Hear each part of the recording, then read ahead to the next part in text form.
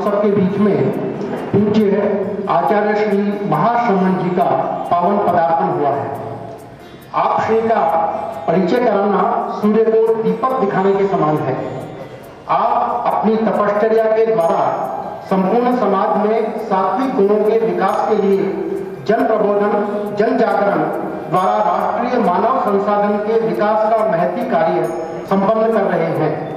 इस प्रकार संपूर्ण देश ही नहीं अपितु विश्व भर में सकारात्मक वायुमंडल के निर्माण में आपका बहुमूल्य योगदान है। आचार्य श्री महाश्रमण अनुग्रह प्रवर्तक आचार्य तुलसी तथा प्रेक्षा प्रणेता आचार्य महाप्रज्ञ के उत्तराधिकारी हैं। शाश्वतता बताई गई है गीता में। अक्षर जोय मदाह्योय मक्लज्जो स्वस्य एव च नित्य है सर्वगत है स्थान रतनोयम सनातन है। कि आत्मा अक्षरज्ञ है। आत्मा को कभी काटा नहीं जा सकता। शरीर को तो कोई काट दे, आत्मा को नहीं काटा जा सकता। अदाह्य, आत्मा को अग्नि से जलाया नहीं जा सकता। अक्लज्ज, आत्मा को पानी में भिगोया भी नहीं जा सकता। अस्वस्य, आत्मा को धूप में सुखाया भी नहीं जा सकता। यह नित्य स्वरूप वाली है। हालांकि नित्य कुछ सापेक्ष बात हो सकती है। आत्मा नित्य तो है ही, पर्याय भाव परिवर्तन भी होता है। पुनर्जन्म की बात को गीता में एक उदाहरण से समझाया गया है। वासांसि जीर्णानि यथा विहाय नवानि गृह्णाति नरोपराणि तथा शरीराणि विहाय जीर्णान्यन्यानि संयाति नवानि गृह्णाति।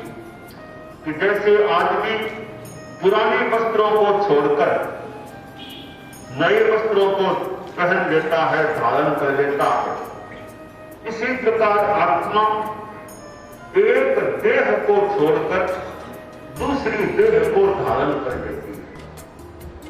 अब प्रश्न होता है कि पुनर्जन्म होता क्यों है? इस विषय में जैन आगम में बताया गया है। ओ होय मानोय अनिगहीया मायाय लोभोय पवर्धमाना चत्तारि ए कशिना कसाया सिंचन्ति मूलानि पुनर्भवस्य। कि आदमी में, प्राणी में, जीव में ये गुस्सा, क्रोध है, अहंकार, मान, माया, मोह, ये प्रवर्धमान होते हैं, प्रबल होते हैं, अनियंत्रित होते हैं, तो आत्मा फिर नया जन्म लेती है। ये कसाय, राग, द्वेष, क्रोध, मान, माया, लोभ, ये सब क्षीण हो जाए तो आत्मा इस जीवन के बाद मोक्ष में चली जाती है। तो मोक्ष में जाने के बाद निरंजन निराकार केवल आत्मा रहती है, वो वापिस जन्म लेती ही नहीं है। तो यह आत्मवाद का सिद्धांत है। अब एक प्रश्न पैदा होता है कि आदमी अपराध में भी चला जाता है। कई लोग हिंसा, झूठ, कपट आदि पापों में चले जाते हैं। तो पापों में आदमी क्यों जाता है?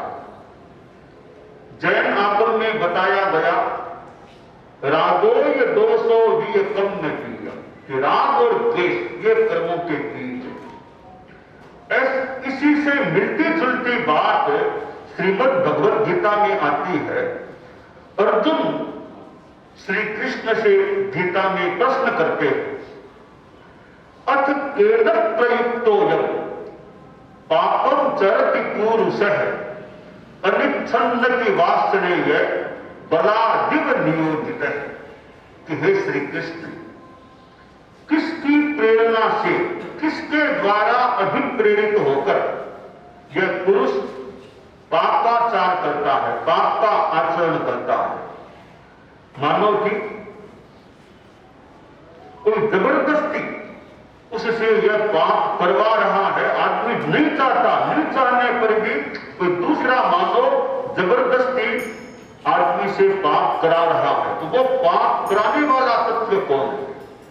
जैसा जैन आगम में राग द्वेष की बात आती है, तो गीता में फिर अर्जुन के प्रश्न के उत्तर में श्री कृष्ण कहते काम एषः क्रोध एषः रजो गुण समुद्भव है महाशनो महापाप्मा विद्धेन निहगैनम।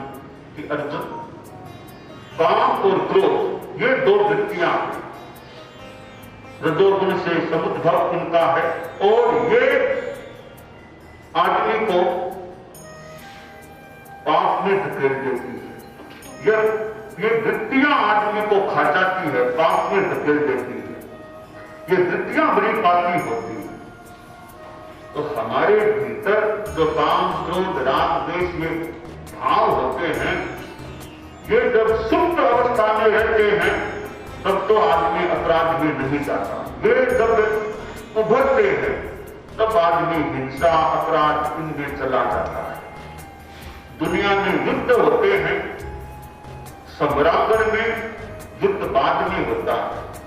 पहले युद्ध की उत्पत्ति आदमी के दिमाग में, आदमी के भावों में होती है, फिर सम्रांगण में युद्ध होता है। तो मनुष्य के भीतर ये वृत्तियां हैं, इनसे आदमी बुरा बन जाता है।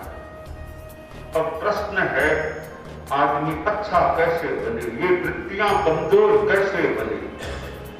असतो मां सद्गमय तमसो मां ज्योतिर्गमय मृत्योर्मां अमृतम गमय। असत्य से सत्य की ओर ले जाओ और अंधकार से प्रकाश की ओर ले जाओ, मृत्यु से अमृत की ओर ले जाओ। अब यह कैसे हो, इसका समाधान है अध्यात्म की साधना। स्पिरिचुअलिटी अध्यात्म की साधना है, वो हमारे भीतर के राग द्वेष आदि तत्वों को क्षीण करने वाला है या कमजोर बनाने वाला बन सकता है। भारत में इतने संत लोग अतीत काल में, प्राचीन काल में हुए और वर्तमान में भी संत लोग अपने ढंग से रहने वाले हैं। और संतों में जिनमें साधना का अभ्यास है तो त्यागी हो, उनका यदा कदा संपर्क भी हो जाए तो कुछ सन्मार्गदर्शन भी मिल सकता। सवरे नारे संतों से सुनने को मिलता है तो ज्ञान बढ़ सकता है। भारत के पास ग्रंथ भी अच्छे हैं, भले हम प्राकृत भाषा के ग्रंथों को देखें, संस्कृत भाषा के ग्रंथों को देखें, और भी ग्रंथों को देखें, ग्रंथ संपदा भारत के पास अच्छी है। और जो कोई संतों ऋषियों महर्षियों की जो साक्षात किया हुआ ज्ञान है, मानो उसका कुछ सार कई ग्रंथों में आया हो सकता है। और पंथ भी बहुत है भारत में, अनेक पंथ धर्म संप्रदाय, ये अनेकताएं हैं। इसके बावजूद भी हम सब मानव हैं, चैतन्य हैं, आत्मा हैं। जैसे मुझे सुख प्रिय है तो दूसरों को भी सुख प्रिय है, मुझे दुख अप्रिय है दूसरों को भी दुख अप्रिय है। तो संस्कृत में कहा गया, श्रूयताम धर्म सर्वस्वम श्रुत्वा चैवावधार्यता आत्मनः प्रतिकूलान परेशान न समाचरे। यानी एक सार की बात है, जो व्यवहार तुम दूसरों से नहीं चाहते वह व्यवहार तुम भी दूसरों के साथ मत करो। तुम्हें कोई गाली दे बुरा लगता है, तुम भी किसी को गाली मत दो। तुम्हें कोई मारे पीछे कष्ट होता है, तुम भी किसी को मत मारो। जो तुमको बुरा लगता है वो व्यवहार तुम दूसरों के साथ भी, उसको भी बुरा जो लगने वाला हो सकता है, वो काम वो व्यवहार मत करो। यह आत्मसुधा, जैसे मेरी आत्मा है वैसे दूसरों की भी आत्मा है। मैं मुझे जीने का अधिकार है, इनको भी जीने का अधिकार है। तो मैं किसी को मारने की भावना राग द्वेष में आकर न करूं और अपने समान दूसरों को भी समझूं। हिंसा अहिंसा की बात भी बहुत एक बड़ा विषय बन जाता है, क्योंकि आखिर हिंसा भी जीवन में होती है। खाना पीना करेंगे, खेती बाड़ी करेंगे, रसोई बनाएंगे, वहां भी छोटे जीवों की हिंसा तो संभव है। तो बताया गया कि यह हिंसा एक जीवन के लिए अनिवार्य आवश्यक हिंसा है। जो आवश्यक हिंसा नहीं है, गुस्से में आया और किसी को मार दिया, लोभ में आकर किसी की हत्या कर दी, ऐसी हिंसा से तो आदमी को बचना ही चाहिए। तो एक शरीर का सुख होता है, एक मन का भावों का सुख होता है। शांति है, उसका संबंध भीतर से ज्यादा है। दो शब्द हैं, सुविधा, शांति। बाहर से सुविधा मिल सकती है, जैसे आपके पास एसी का रूम है तो आपको अनुकूलता मिल सकती है, अच्छा बंगला है, अच्छे संसाधन हैं, अच्छा पैसा आपके पास है, आप आराम से भौतिक साधनों से युक्त रह सकते हैं। तो भौतिक साधन सुविधा दे सकते हैं, पर भीतर की शांति दे सके, यह करना पड़ेगा। साधना है, अध्यात्म है, वो बाहर की सुविधा भले नहीं दे, पर भीतर की शांति साधना से, अध्यात्म की साधना से मिल सकती है। संसाधनों से सुविधा और साधना से शांति, यह बड़ा फर्क है कि बाहर के संसाधन है, रुपया पैसा बहुत है तो सुविधा मिल सकती है, पर शांति चाहिए, भीतर की शांति। तो साधना की शरण में हमें आना होगा, अध्यात्म की साधना करेंगे तो भीतर की शांति मिल सकती है। तो आदमी में त्याग तपस्या का फल भी बढ़ेगा। कार्यकर्ता होते हैं, राष्ट्रीय स्वयंसेवक संघ से हमारा थोड़ा संपर्क होता रहता है। श्री मोहन जी भागवत सरसंघ चालक भी वर्ष में एक बार तो प्राय आ ही जाते हैं। अभी भीलवाड़ा में हम चतुर्मास में थे, वहां भी आए थे। उससे पहले भी प्राय हर साल कई वर्षों से उनका मिलने का क्रम है। और भी जगह जगह जाते हैं तो वहां के लोकल कार्यकर्ता भी यदा कदा संपर्क में मिलने के लिए आते रहते हैं। कोई बाहर से भी कहीं आते हैं, उनको भी जानकारी मिलने पर वे भी हमसे कई बार मिलने के लिए आ जाते हैं। तो वो संपर्क हमारा यदा कदा होता रहता है। तो कार्यकर्ता है, तो कार्यकर्ता में भी कुछ साधना होती है, तो कार्यकर्ता अपने कार्य में सफल हो सकता है। अब जैसे एक संस्कृत भाषा में एक श्लोक आता है, क्वचित् भूमौ शय्या क्वचिदपि च पर्यङ्क शयनम् क्वचित् छात्राहारः क्वचिदपि च शाल्योदनरुचिः क्वचित् कण्ठाधारी क्वचिदपि च माल्याम्बरधरो मनस्वी कार्यार्थी न गणयति दुःखं न च सुखं। जमीन पर भी सोना पड़ जाए, हमारे साधु लोग हैं जमीन पर सो जाते हैं, तो कभी भूमि पर सोना पड़ सकता है और कभी अच्छा पल्लक भी सोने को मिल जाए। और कहीं जाते हैं तो कहीं तो मान सम्मान होता है, माल्यार्पण, सालार्पण, अच्छा सम्मान। कोई मान सम्मान न मिले, कुछ गालियां सुनने को मिल जाए। भोजन में कोई रूखा सूखा सामान्य मिले, कोई अच्छा भी मिल जाए, तो कार्यकर्ता के सामने जब वह कार्य क्षेत्र में कार्य करता है, ऐसी स्थितियां आ सकती हैं। आगे श्लोक में कहा, मनस्वी कार्यार्थी न गणयति दुःखं न च सुखं। जो कार्यार्थी है, कार्यकार्थी कार्य करता है, मनस्वी है, कोई सुख दुख की परवाह नहीं करता, अपना काम करता रहता है। तो कार्यकर्ता में कुछ त्याग सहिष्णुता होती है तो काम अच्छा हो सकता है।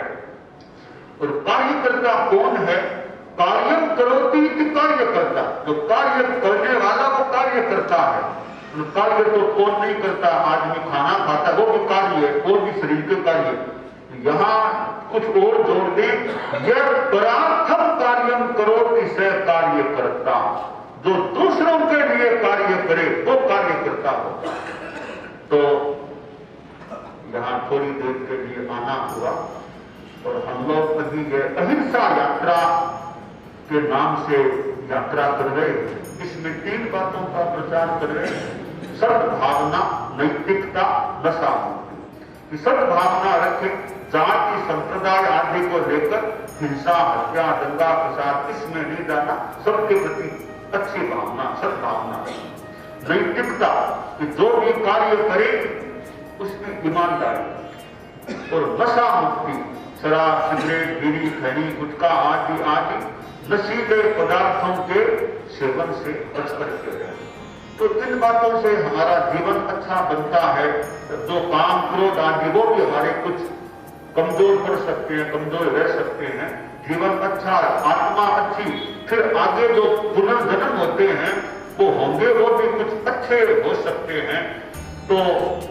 तो हमारे ये चिंतन है, जो हमें प्राचीन ग्रंथों में भी ऐसी बातें मिलती हैं कि हमारे राग द्वेष कम रहे, त्याग तपस्या हो।